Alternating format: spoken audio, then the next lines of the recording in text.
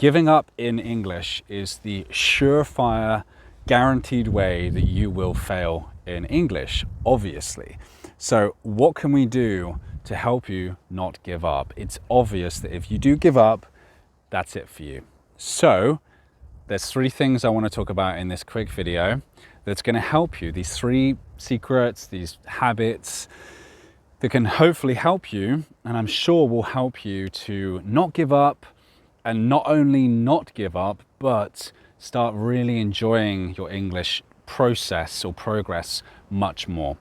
Number 1, remind yourself of the why. We want you to remind yourself, or you should be reminding yourself every day why you're doing this. You need to have a strong reason why. If you don't, it's going to be a lot harder to continue.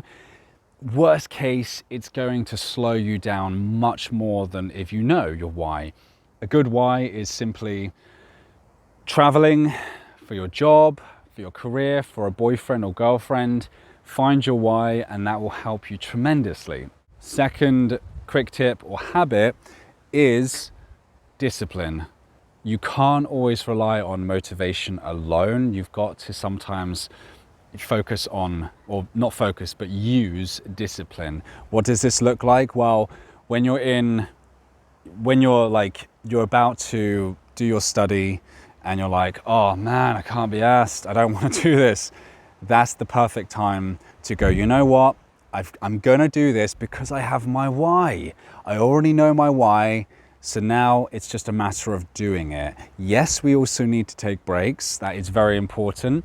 But that's more like if you don't feel physically good, you feel ill, or you're just really, really, really tired, sure, take a quick break. Just take today off.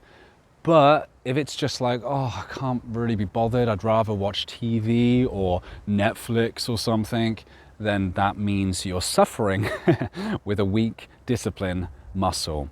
So how do you train that muscle? You've got to use it. You've got to use it. So and the way to use it is by just going, I don't want to do this. Computer, paper, pen, Dale's video, whatever you're watching me on this channel, I'm going to do it. Just do it. Just 3, 2, 1, go. Go and just sit down and just do it, okay? That's the best way to get around the lack of motivation, okay? Motivation will be most of the fuel for your energy to actually do the studying or do the input and to make progress in English. But discipline you do sometimes need to use as well. So combine the 2 together, you're golden, all right? And then the third final secret in this video I want to give you, this is a great one. Everyone says it. I used to believe that it had to be, oh, you have to do hours and hours of studying and blah, blah, blah. Yes, hours of input is very important. We want you to immerse yourself in English as much as possible. Like if you were a baby, etc. Like when you were a baby, you did the same thing. You got lots and lots of hours of input. If you can do that, that's amazing. But for the active study, and if you're very limited on time, no problem. The third secret or the third habit, small, bite-sized, short and sweet study time, study, input time, whatever, speaking practice, whatever. 10 minutes minimum, 15, 20 minutes averaging. If you can get about 20 minutes, that's great. 30 minutes maximum if that's all you have.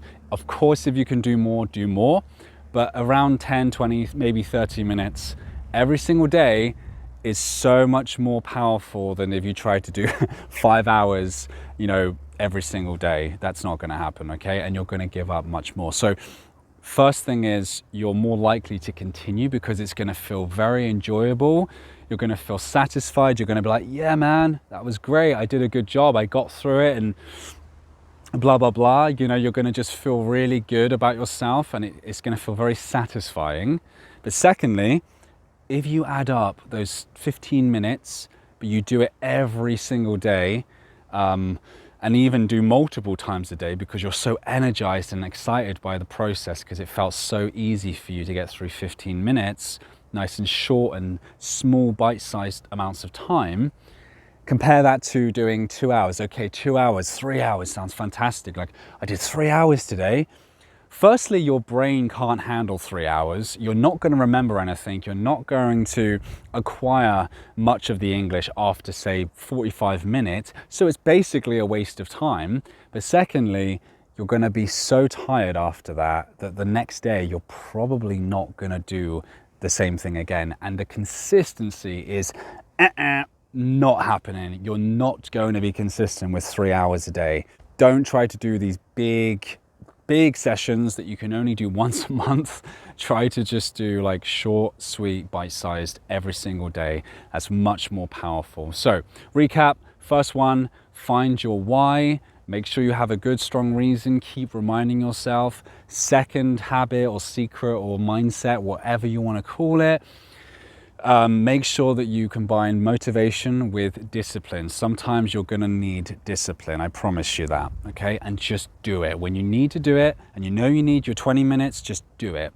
And third and final is don't try to do tons in one go. Just keep it short, keep it sweet, keep it bite-sized, keep it small, and that will accumulate and add much better and much more efficiently and faster than trying to do everything in one go. Okay, so let me know if you've got some value from this in the comment section. Give me a like, comment in the comment section just to tell me that this is helpful and helped you in some way. With that said, you do need to get lots of input. You do need to practice your speaking. So right here somewhere, you can go and check out some comprehensible input with this awesome story, and it's going to help you out tremendously, okay? Until then, I will see you over there.